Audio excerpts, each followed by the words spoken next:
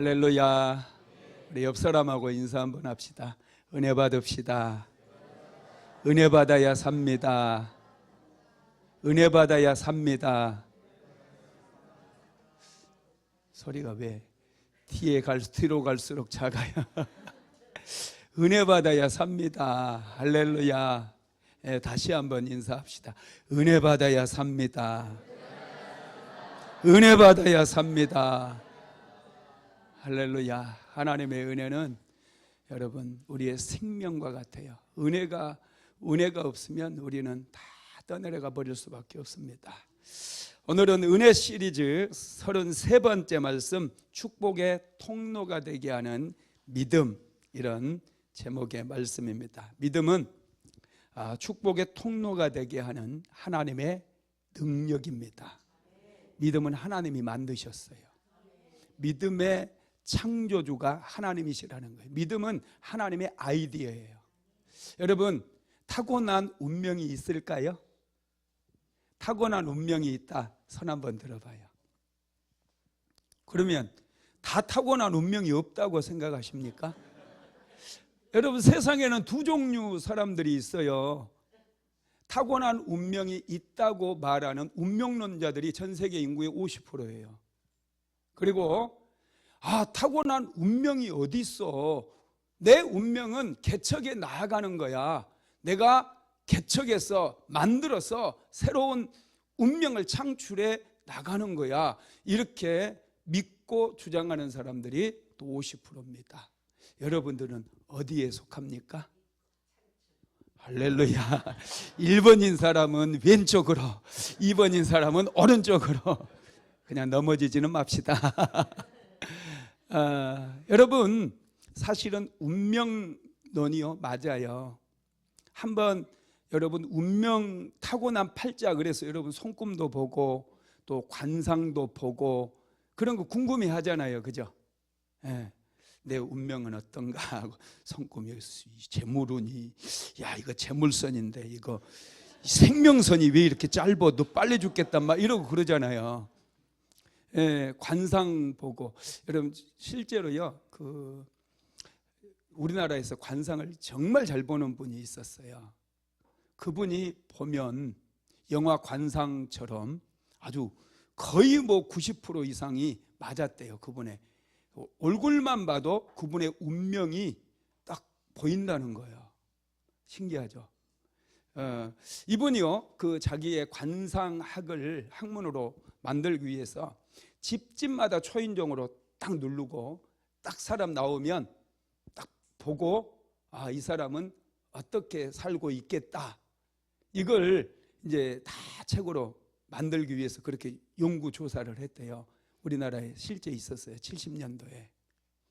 그런데 이분이 정말 신기한 부잣집에 들어가서 초인종을 딱 눌렀는데 이상하게 가난하게 살아갈 수밖에 없었던 사람이 그 집에서 쑥 나오고, 그 얼굴을 보니 정말 가난할 수밖에 없었던 사람인데, 그래서 이 집에 혹시 일하는 사람입니까? 물어봤더니 안방마님입니다. 그런데 정말 신기한 일들이 가끔 있더라는 거예요. 여러 집들을 이렇게 다니는데 다 눌러보는데 오면 거의 90% 이상이 맞는데 꼭 이상하게 틀린 집이 있더래요. 그래서 왜 저 집은 안 맞을까, 그런 궁금증이 생겨서 나중에는 물어봤대요. 혹시 교회 다닙니까? 야, 신기하게 예수 잘 믿는 사람들은 운명이 완전히 바뀌어 있더라는 거예요. 여러분, 운명은 하나의 자연 법칙처럼 봄, 여름, 가을, 겨울 이런 자연 법칙처럼 실제로 여러분 많은 영역에서 적용이 되고 있어요. 가난하게 살 수밖에 없는 사람들이 있습니다. 그래서 팔자소관이라고 하는 그런 말도 있잖아요. 팔자를 잘 타고 나야 된다고. 여러분, 이런 운명 같은 것, 또 타고난 그런 운명, 팔자소관, 이런 것들이 여러분 실제로 우리의 삶의 많은 영역에 자리를 잡고 있고, 거의 대부분의 사람들이 타고난 운명에 따라서 살다가 죽는다는 거예요. 그런데 이 운명을 획기적으로 바꿔버리는 게 있는데 그게 믿음입니다. 가난하고 실패하다가 살아갈 수밖에 없는 사람의 운명을 바꿀 수 있는 건 아버지 하나님을 믿는 믿음, 예수 그리스도를 믿는 믿음, 이 믿음이 운명을 바꾼다는 거예요. 믿으시기 바랍니다. 우리의 운명을 바꿔버리는 이게 여러분 믿음이에요. 그래서 믿음은 소중해요. 우리는 믿음을 하찮게 생각하면 안 돼요. 믿음은 생명처럼 소중한 거예요. 그래서 이 믿음이 우리의 박복한 그런 운명, 박복한 인생이라 할지라도 축복된 인생으로 바꾸어버리는 하나님의 능력이 되고 축복의 통로가 된다라는 사실을 믿으시기를 바랍니다. 여러분, 하나님께서 우리에게 복을 주시거든요. 믿습니까? 아브라함에게도 복을 주셨고, 이삭에게도 주셨고, 야곱에게도 주셨고, 박 목사에게도 주셨어요. 그렇죠? 그러면 여러분들에게도 복을 주셔요. 그러면 여러분, 우리는 복을, 하나님이 주신 복을 무엇으로 받을까요? 믿음으로 받는 거예요. 믿음이 없으면 아무리 하나님께서 우리에게 복을 주시려고 해도 우리가 받을 수가 없어요. 그래서 우리 그리스도인들에게 믿음이 정말로 중요합니다. 우리는 중요하고 소중한 것을 어떻게 해요? 우리는 소중한 것 아끼잖아요. 믿음이 소중하기 때문에 믿음을 아끼고 또 믿음을 키워나가야 돼요. 소중한 것은 점점 키우잖아요. 돈도 이자 받고 좋은데 더 많이 하려고 부동산도 사고 또 투자도 하고 막 그러잖아요. 이것처럼 믿음이 생명처럼 소중하고 믿음이 나의 운명까지 바꿔버리는 능력이기 때문에 우리는 이 믿음을 우리가 성장시켜야 되고 믿음을 내가 가질 뿐만 아니라 이 믿음을 키워나가야 돼요. 믿음을 점점 키워나가게 되면 어느 순간 하나님께서 주시는 놀라운 축복이 우리 인생 속에 깊이 자리를 잡았다는 거예요. 사도 바울도 이 비밀을 알았어요. 그래서 자기 이제 생애 마지막 편지가 디모데후서거든요. 사도 바울이 마지막으로 썼던 편지가 디모데후서예요. 마지막 자기 인생 마지막 편지를 보내면서 바울이 뭐라고 고백을 하느냐? 자기는 마지막까지 믿음을 지켰다고 고백을 해요. 디모데후서 4장 7절 한번 읽어볼까요? 시작. 내가 선한 싸움을 싸우고 나의 달려갈 길을 마치고 믿음을 지켰으니. 아멘. 믿음을 지켰다는 거예요. 믿음은 너무나 소중해요. 그래서 우리는 믿음을 지켜야 돼요. 하나님께서 여러분을 보실 때 믿음을 보시는 거예요. 다른 거 보시지 않아요. 얼굴이 예쁜지 몸무게가 몇 킬로인지 하나도 보지 않아요.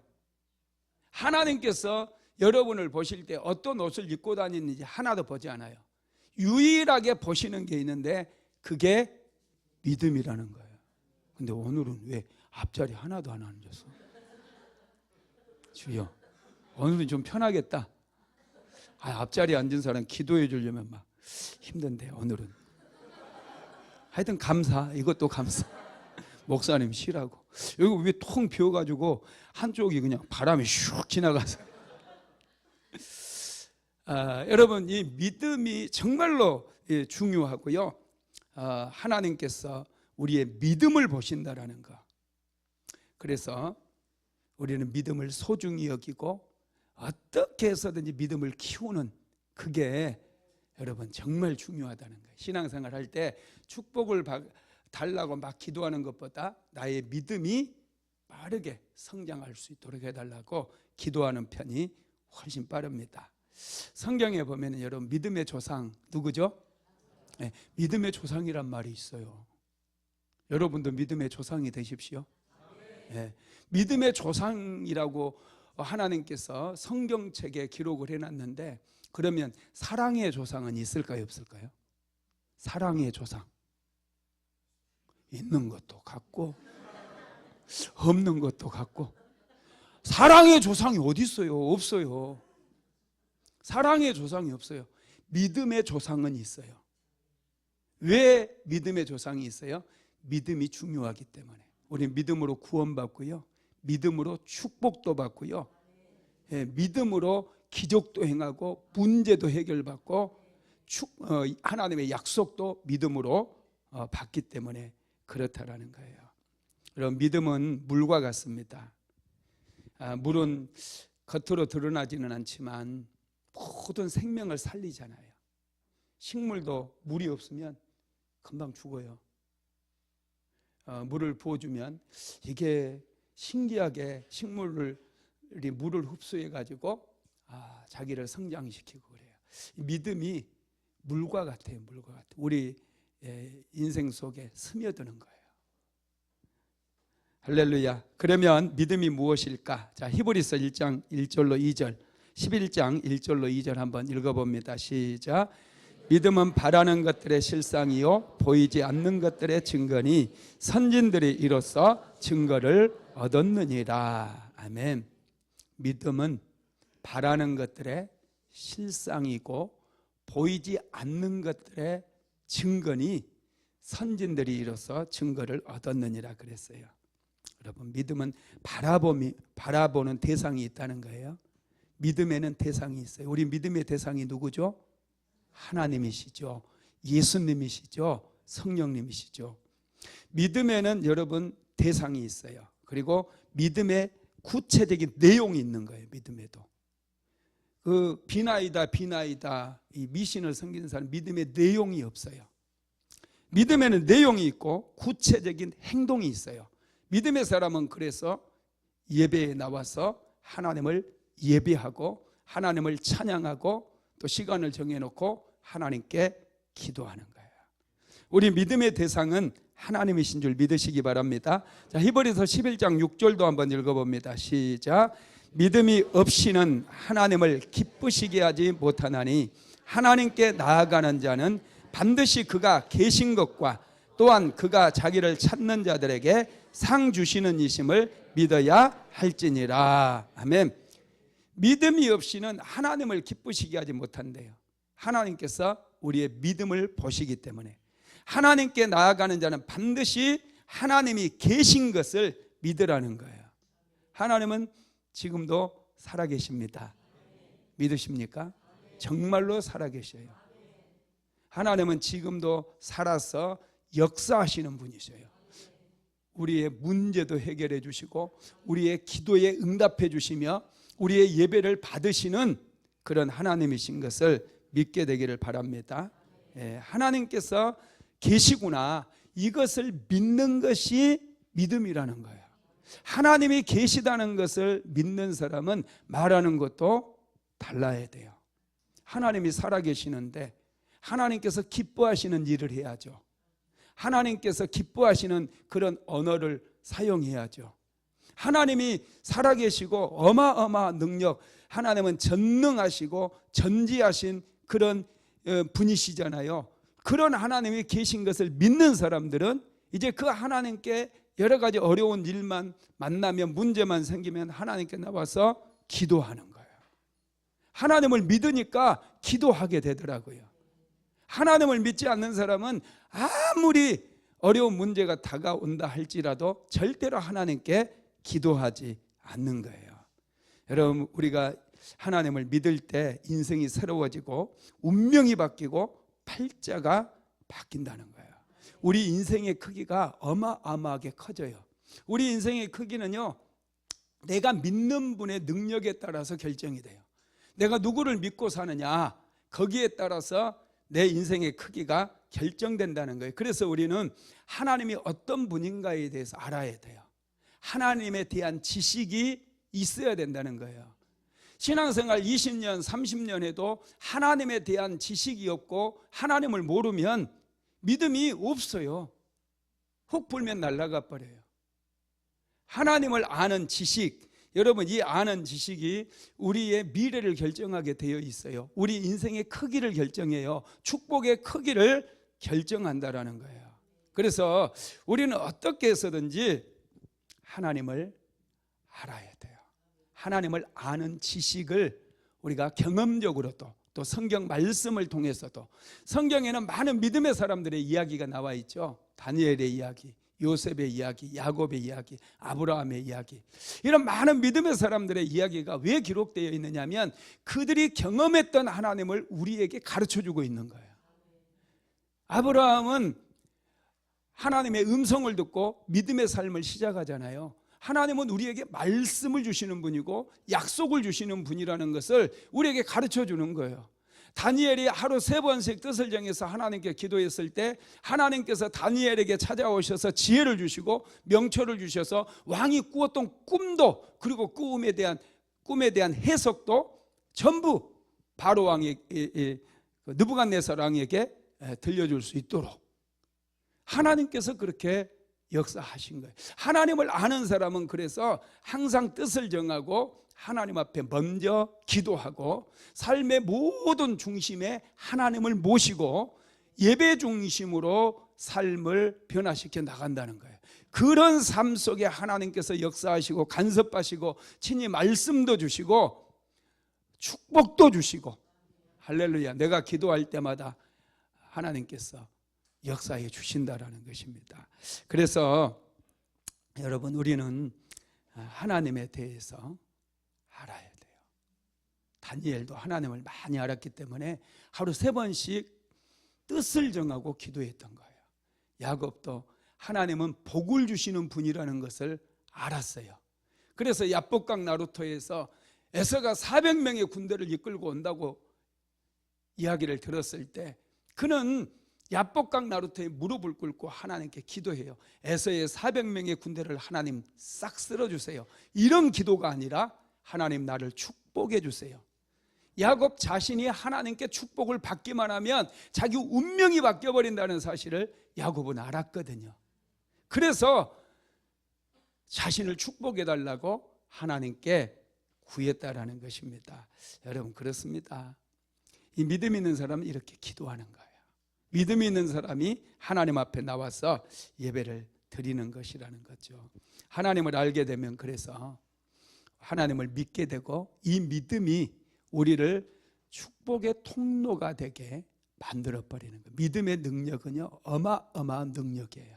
운명, 한 사람의 운명대로 이렇게 살아갈 수밖에 없잖아요. 운명론이 맞다고 그랬죠. 운명대로, 타고난 운명대로 살아갈 수밖에 없는 사람을 거스르게, 운명을 거슬러서 정말 축복된 인생으로 바꾸어버리는 그런 능력이 믿음 안에 있다라는 거예요.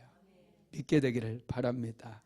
그러면 여러분, 아브라함 오늘 우리가 이 창세기 12장 1절에서 3절까지 말씀 읽었는데, 아브라함 하면 여러분 우리는 믿음의 조상이 생각이 나죠. 아브라함은 믿음의 삶을 살았어요. 아브라함은 어떻게 믿음의 삶을 살았을까? 첫째, 하나님께 집중했습니다. 하나님께서 어느 날 아브라함을 찾아오셔서 너는 고향과 친척과 아버지의 집을 떠나 내가 내게 지시할 땅으로 가라, 이렇게 말씀하셨어요. 그때가 아브라함은 사실은 갈대아 우르에 살 때였습니다. 창세기 12장 1절은 하란에 머물렀을 때고요, 사실은 갈대아 우르에서 하나님께서 아브라함을 먼저 불러내셨던 거예요. 그 음성에 순종해서, 하나님의 말씀에 순종해서 아브라함이 본토 친척 아비 집을 떠나서 하나님께서 지시하신 땅으로 가다가 하란이라고 하는 곳에 멈췄어요. 그의 아버지까지 아브라함을 따라왔거든요. 아비 집을 떠나야 되는데 아버지를 모시고 하란까지 오게 된 거예요. 그래서 그곳에서 15년 동안을 거주하게 됩니다. 하란 땅에서.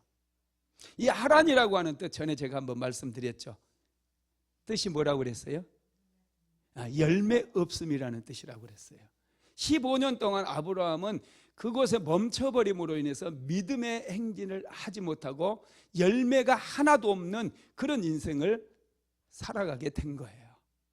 그러다가 다시 이제 아브라함의 나이 75세가 되었을 때 하나님께서 다시 아브라함을 찾아오셔서 아브라함에게 말씀하시는 거예요. 너의 고향과 친척과 아비의 집을 떠나서 내가 내게 지시할 땅으로 가라. 이렇게 말씀을 하셨습니다. 그때부터 아브라함이 이제 하나님을 붙잡고 약속의 말씀을 붙잡고 이제 본토 친척 아비집을 떠나게 되죠. 여러분, 우리가 하나님께 집중하기 위해서는요, 떠나야 돼요. 떠남이 있어야 돼요. 아브라함이 아버지를 떠나야 되거든요. 아버지랑 같이 가게 되면 아버지 신경 써야 되니 도저히 하나님께 집중할 수가 없는 것이죠. 여러분, 떠나면은요, 고통이 따르고요, 희생이 따릅니다. 위험도 따르고, 그럼에도 불구하고 우리는 떠나야 된다는 거예요. 옛사람을 떠나야 돼요. 옛 성품을 떠나야 돼요. 여러분, 엄마의 뱃속에 있는 아기를 한번 생각해 보세요. 엄마의 뱃속에 있는 태아는 뱃속에서 굉장히 좋아요. 편해요. 안락해요. 엄마가 먹으면은 이 영양분이 다 탯줄을 통해서 아이에게 다 들어가거든요. 엄마가 먹은 것은 대부분이 다 뱃속에 있는 태아에게 다 가버려요. 그래서 지는 태아 이 뱃속에서, 엄마 뱃속에서 아주 다 보호받고요, 아주 안락하게 춤추면서 그렇게 막 지내는 거예요. 그런데 여러분, 아이가 계속 엄마 뱃속에만 있으면 돼요, 안 돼요? 안 되죠. 이 아이가 엄마 뱃속에서 나와야 돼요. 엄마 뱃속을 떠나야 돼요. 그래야지 이 아이가 이제 사람으로서 이제 성장하게 되고 어른이 되고 또 자기의 인생을 살아갈 수가 있거든요. 그래서 엄마는 아이의 이 탯줄을 잘라줘야 돼요. 그래야 더 발전하고 더 성장할 수 있기 때문에 그렇습니다. 여러분, 우리도 마찬가지예요. 예수 믿기 전에 삶을 정리하지 못하고 여전히 한쪽 발은 세상에, 한쪽 발은 교회에 이렇게 들여놓고 적당하게 신앙생활을 하려고 하면은 절대로 여러분 믿음도 성장하지 않고 하나님의 은혜의 자리에, 축복의 자리에 들어가지 못하게 된다라는 거예요. 여러분, 믿음은 운명을 거부하는 거예요. 하나님의 능력과 힘을 의지해서 내가 이제 살아야 되겠다. 하나님께서 이스라엘 백성들을 애굽에 400년의 종살이에서 건져내셔서 40년 동안 광야 생활을 거치게 만듭니다. 일주일이면 젖과 꿀이 흐르는 땅까지 갈 수 있었어요. 많은 사람이 나왔기 때문에 한 달이면 충분히 도착하고 남는 그런 거리입니다. 그런데 하나님께서 왜 40년 동안 이스라엘 백성들을 광야 생활을 거치게 하셨느냐? 그들에게 믿음을 심어주기 위함이에요. 그들이 광야에서 어려움을 겪을 때마다 하나님께 기도함으로 그 응답으로 살아가잖아요. 모세가 기도했을 때 불뱀이 사라졌죠. 기도하고 반석을 치니 생수의 강물이 흘러나왔죠. 기도했을 때 하늘에서 만나가 내렸죠. 이런 모습을 보면서 철저하게 하나님을 의지하고 하나님을 믿는 그 훈련을 시켜준 거예요. 믿음이 없으면 이스라엘 백성들은 노예로 살다가 광야에서 원망 불평하다고 자기들끼리 그냥 싸우다가 자멸할 수밖에 없거든요. 여러분, 그래서 하나님께서는 믿음을 여러분 이스라엘 백성들에게 훈련을 시켜준 거예요. 저와 여러분도 이 믿음의 능력과 힘을 의지해서 살아야 되겠다 결단하고요, 인생을 살다 보면 이 믿음이 우리의 운명을 바꿔버려요. 이건 굉장히 중요합니다. 우리 운명을 바꿀 수 있는 것은 거의 없어요. 전에 제가 우리 조상들이 그 운명을 바꾸는 비법, 그래서 후손들에게 가르쳐진 비법 6가지 제가 말씀드렸었죠. 혹시 생각 안 나세요? 안 나야지 좋아요. 나중에 또 써먹을 수가 있지. 다 생각나가지고 얘기해버리면 야, 나도 이제 맨날 이렇게 책을 보고 그래도 바닥이 나버리죠. 자주 잊어먹으세요. 할렐루야. 그런데 믿음만큼은 잊어버리지 마세요. 이 믿음이 실질적으로 우리의 운명을 바꾸는 능력이라는 거예요. 이 엔트로피의 법칙을 거스리는 능력이에요. 그래서 여러분, 아브라함에게 하나님께서는 먼저 떠나라고 그랬어요. 본토 친척 아비집을 떠나라. 떠나야지 하나님께 집중할 수가 있거든요. 창세기 12장 1절 한번 읽어봅시다. 시작. 여호와께서 아브라함에게 이르시되 너는 너의 고향과 친척과 아버지의 집을 떠나 내가 내게 보여줄 땅으로 가라. 아멘. 아브라함에게 떠나라고 그랬어요. 그래서 아브라함은 떠났습니다. 창세기 12장 4절로 5절 시작. 이에 아브라함이 여호와의 말씀을 따라갔고 롯도 그와 함께 갔으며 아브라함이 하란을 떠날 때에 75세였더라. 아브라함이 그의 아내 사라와 조카 롯과 하란에서 모은 모든 소유와 얻은 사람들을 이끌고 가나안 땅으로 가려고 떠나서 마침내 가나안 땅에 들어갔더라. 떠날 때 하나님께 집중할 수 있어요. 의지할 게 너무 많으면 하나님께 집중이 안 돼요. 사람, 나 도와줄 사람 많으면 어려움을 만나면 제일 먼저 그 사람이 생각나요. 그 사람에게 손 내밀어요. 하나님께 기도하는 게 여러분 쉬운 게 아닙니다. 그래서 하나님께서는 아브라함에게 아버지 집을 떠나라고 그랬어요. 아버지에게 맨날 손 내미니까. 자, 히브리서 11장 8절도 한번 읽어봅니다. 시작. 믿음으로 아브라함은 부르심을 받았을 때 순종하여 장래 유업으로 받을 땅에 나아갈새 갈 바를 알지 못하고 나아갔으며. 아멘. 여러분, 믿음으로 아브라함이 하나님을 믿음으로 아비집을 떠났다라는 거예요. 믿음에서 중요한 것은요, 행동이에요. 말로만 믿습니다. 고백하는 거 여러분 별로 능력 없어요. 하나님께서 말씀하실 때 그 말씀을 믿음으로 순종할 때 삶의 기적이 일어나요. 운명이 바뀌지만 행동하지 않고 말로만 믿습니다 하면 운명이 안 바뀌어요. 행동으로 옮길 때 역사가 일어나는 거예요. 아브라함은 아비 친척 본토 집을 떠났어요. 모세는 애굽의 궁전을 떠났어요.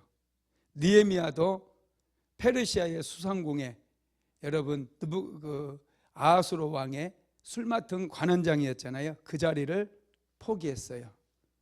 예수님의 제자들도 갈릴리 바다를 떠났어요. 그럴 때 믿음이 시작되는 거예요. 여전히 내가 옛사람의 자리에 앉아 있거나 세상 사람처럼 자꾸 세상만 바라보고 있으면 아직 믿음이 시작되지 않는 거라는 거예요. 여러분, 우리는 하나님을 바라보아야 돼요. 하나님께 집중한다는 것은 하나님을 바라보는 것입니다. 하나님께서는 아브라함에게 이렇게 말씀하셨어요. 창세기 12장 7절로 8절 시작.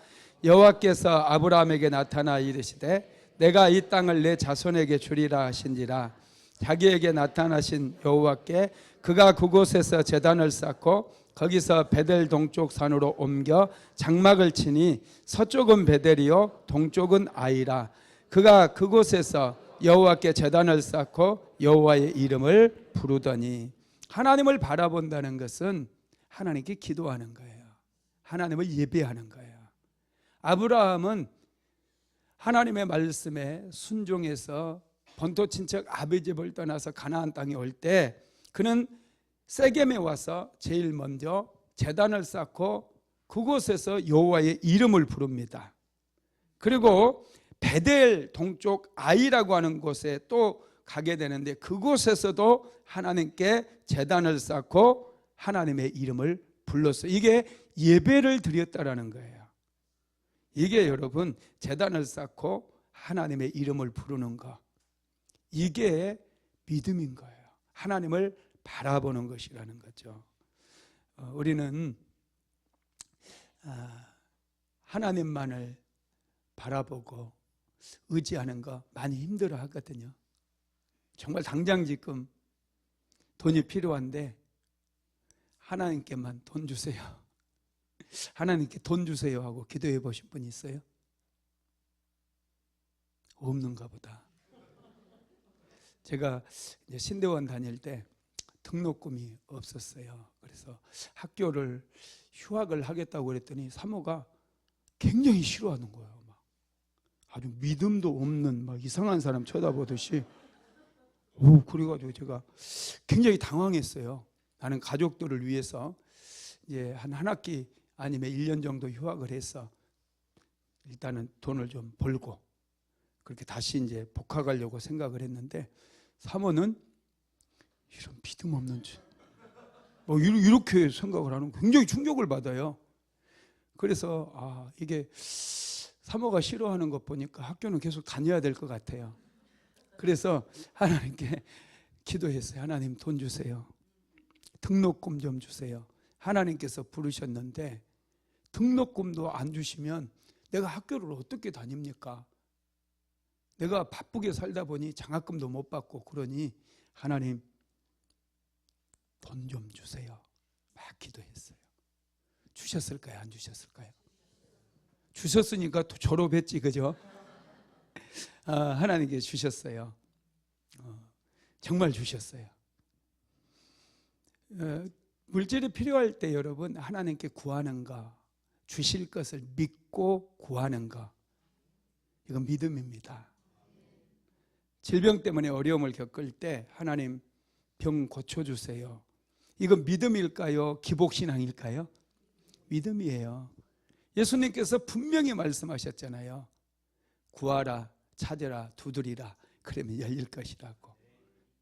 여러분, 그리고 믿는 자들에게 이러한 표적이 따르리니 저희가 곧 내 이름으로 귀신을 쫓아내고 새 방언을 말하고, 갑자기 생각이 안 나. 무슨 독을 마실지라도 해를 받지 아니하고 병든 자에게 손을 얹은즉 나으리라. 할렐루야. 이 약속의 말씀이 있잖아요. 그래서 여러분, 이게 믿음이라는 거예요. 믿음이 있는 사람이 손을 얹고 기도해 줄 수 있어요. 암병도 치료되고요. 믿음으로 기도하면 역사가 일어나게 되는 거 믿으시기를 바랍니다. 여러분, 하나님께서는 믿음을 너무 중요하게 여겨요. 그래서 말씀을 여러분 볼 때 믿음으로 말씀을 묵상하시기 바랍니다. 예레미야서 17장 5절로 8절 한번 읽어봅시다. 예레미야서 17장 5절로 8절 시작. 여호와께서 이와 같이 말씀하시니라. 무릇 사람을 믿으며 육신으로 그의 힘을 삼고 마음이 여호와에게서 떠난 그 사람은 저주를 받을 것이라. 그는 사막의 떨기나무 같아서 좋은 일이 오는 것을 보지 못하고 광야 간조한 곳 건건한 땅 사람이 살지 않는 땅에 살리라. 그러나 물은 여호와를 의지하며 여호와를 의리하는 그 사람은 복을 받을 것이라.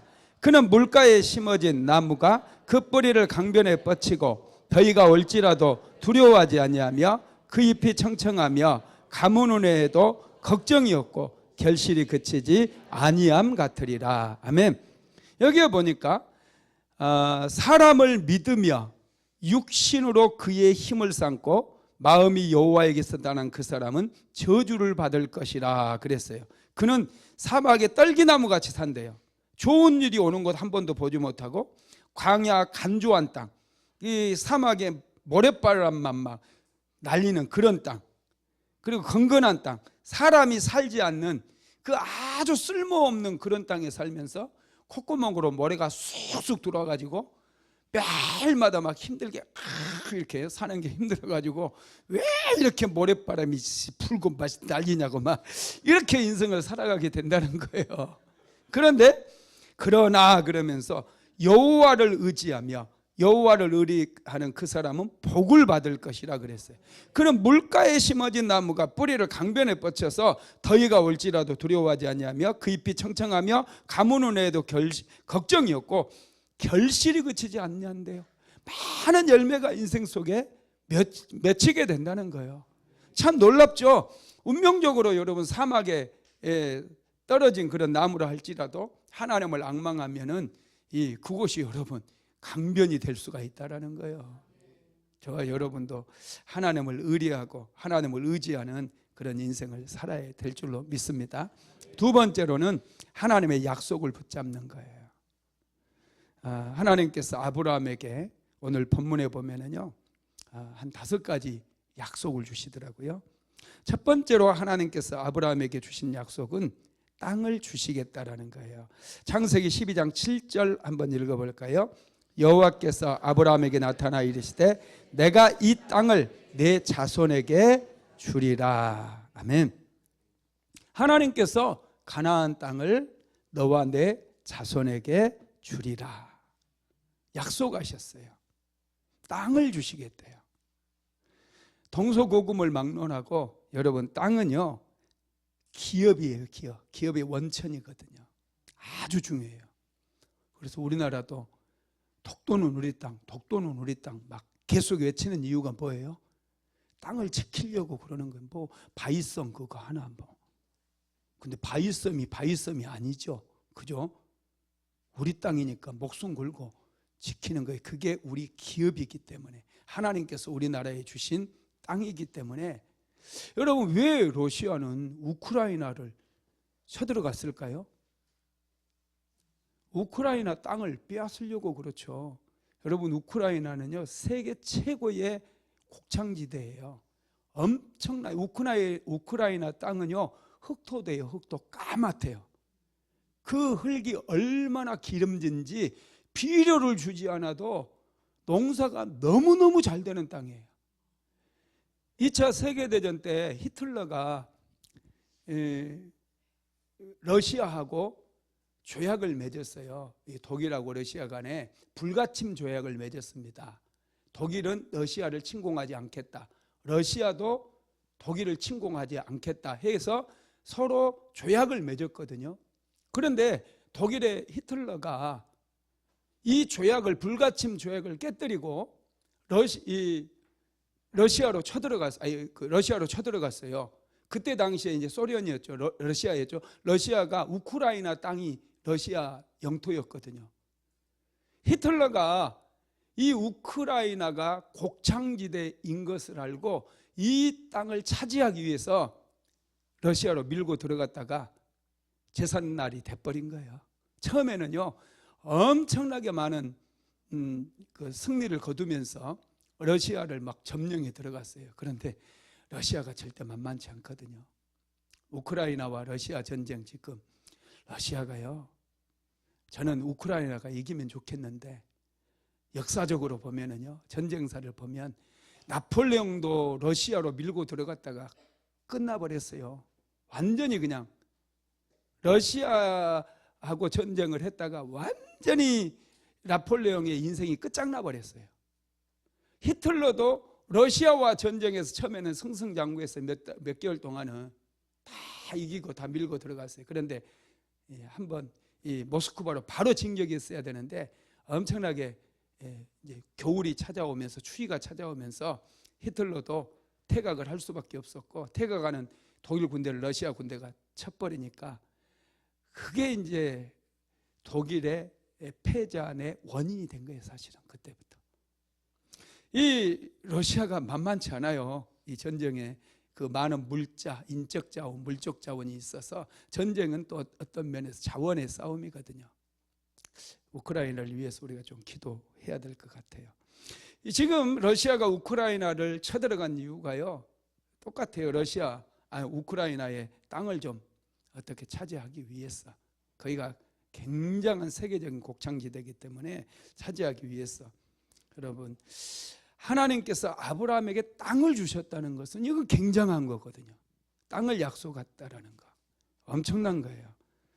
지금도 여러분 조금이라도 자기 나라의 영토를 넓히기 위해서 이스라엘과 하마스 사이에 전쟁이 일어나는 것도요 다 그런 것 때문입니다. 땅 때문에 그러는 거예요. 하나님께서는 아브라함에게 땅을 주시겠다고 그랬어요. 이 대한민국 땅에 살아도 각 가정에도 여러분 개인 소유의 땅이 있잖아요. 하나님은 믿음의 사람들에게 땅을 주셔요. 많이. 할렐루야. 강남의 땅도 좀. 두 번째로 후손을 주시고 창대케 해주시겠다고 그랬어요. 창세기 12장 2절에 보면 내가 너로 큰 민족을 이루게 하겠다 그랬어요. 큰 민족을 이루고 하나님께서는 자녀에 대한 축복도 약속을 해 주십니다. 아브라함은 90세까지 자녀가 없었잖아요. 약속의 자녀가 태어나지 않았어요. 그런데 하나님께서 아브라함에게 이삭을 주시고 또 모든 믿음의 사람들은 아브라함의 복을 받는다고 그랬어요. 아브라함의 후손이 되는 거예요. 영적인 후손이 되는 거예요. 저와 여러분도 영적으로 보면 아브라함의 후손이 되는 거예요. 믿음의 계보를 통해서 우리가 믿기 때문에, 예수를 믿기 때문에 아브라함의 후손이 된다라는 것이죠. 하나님께서 이렇게 많은 후손들을 약속하셨고요. 세 번째로는 이름을 창대하게 만들어 주시겠다고 그랬어요. 창세기 12장 2절 한번 읽어볼까요? 내가 너로 큰 민족을 이루고 내게 복을 주어 내 이름을 창대하게 하리니 너는 복이 될지라. 아멘.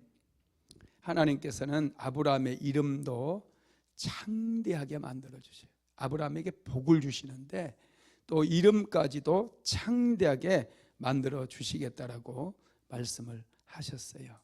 네 번째로 축복의 통로가 되게 하겠다고 그랬어요. 창세기 12장 3절 한번 읽어볼까요? 땅의 모든 족속이 너로 말미암아 복을 얻을 것이라. 땅의 모든 족속이 아브라함으로 인해서 복을 받는데요. 아브라함이 축복의 통로가 될 것이라는 거예요. 여러분, 땅의 모든 족속이 복을 받으려면 아브라함이 정말로 부자가 돼야 되겠죠. 그죠? 아브라함이 정말 큰 부자가 돼야, 믿음의 어마어마한 믿음의 부자가 돼야 돼요. 믿음의 조상이 돼야 돼요. 실제로 여러분, 아브라함은 엄청난 부자였습니다. 하나님께 복을 받아서 부자가 됐어요. 아브라함의 집에 몇 명의 종이 있었다고 그랬죠? 남자들만 318명. 318명. 그 가족들까지 하면은 몇 명이나 될까요? 최소한 1000명 되지 않았겠어요? 그러면 아브라함이 몇 명을 먹여 살려야 돼요? 1000명을 먹여 살리는 거예요. 하나님께 복을 받지 못했으면 어떻게 여러분 1000명, 1000명 월급 주는 사람이 있으세요? 300명만 월급 줘도 1000명 먹여 살리는 거예요. 삼성전자 같은 큰 여러분 대기업이 있다는 것도요 축복이에요. 그 삼성전자 때문에 먹고 사는 사람들이 그 회사 직원들만 해도 많잖아요. 한 100만 명 정도 먹고 살지 않을까요? 더 하청업체까지 다 하면 이 삼성전자 하나 때문에 한 500만 명이 먹고 살 수도 있을 거고요. 여러분, 아브라함이 하나님께 그렇게 복을 받아가지고 그 당시에 1000명을 고대, 지금으로부터 거의 3700년 전 사람인데 1000명을 먹여 살렸다는 것은 이건 정말 대단한 거거든요. 하나님께서 주시는 그런 축복을 받았기 때문에 그랬어요. 하나님께 복을 받으면 여러분 문제가 다 해결돼요. 믿으시기 바랍니다. 관계도 회복되고 물질 문제도 해결되고 질병도 치료되고, 야곱은 이 비밀을 알았기 때문에 하나님께 기도할 때 나를 축복해 달라고 그렇게 기도했던 거예요. 자, 신명기서 28장 12절 한번 읽어봅니다. 시작. 여호와께서 너를 위하여 하늘의 아름다운 보고를 여시사 내 땅에 때를 따라 비를 내리시고 내 손으로 하는 모든 일에 복을 주시리니 내가 많은 민족에게 구워질지라도 너는 꾸지 아니할 것이요. 아멘. 여호와께서 너를 위하여 하늘의 아름다운 보고가 뭐예요? 보물 창고예요. 보물 창고. 보물 창고를 여시사 내 땅에 때를 따라 비를 내리시고 내 손으로 하는 모든 일에 복을 주시리니 내가 많은 민족에게 구워줄지라도 너는 꾸지 아니하리라 그랬어요. 민족에게 구워준대요. 이웃집에게 조금 구워주는 그런 인생이 아니라 민족에게 구워주는 그런 역사가 일어난다는 거죠. 다섯 번째로는요, 보호해 주시는 보호의 축복을 얘기하셨어요. 창세기 12장 3절 읽어봅니다. 너를 축복하는 자에게는 내가 복을 내리고 너를 저주하는 자에게는 내가 저주하리니. 이게 여러분 하나님께서 보호해 주시겠다 이런 말씀입니다. 하나님께서는 아브라함이 믿음의 길을 걸어갈 때에 보호의 축복까지도 약속해 주셨어요. 저와 여러분도요, 하나님께서 보호의 축복까지도 다 우리에게 주시는 거예요.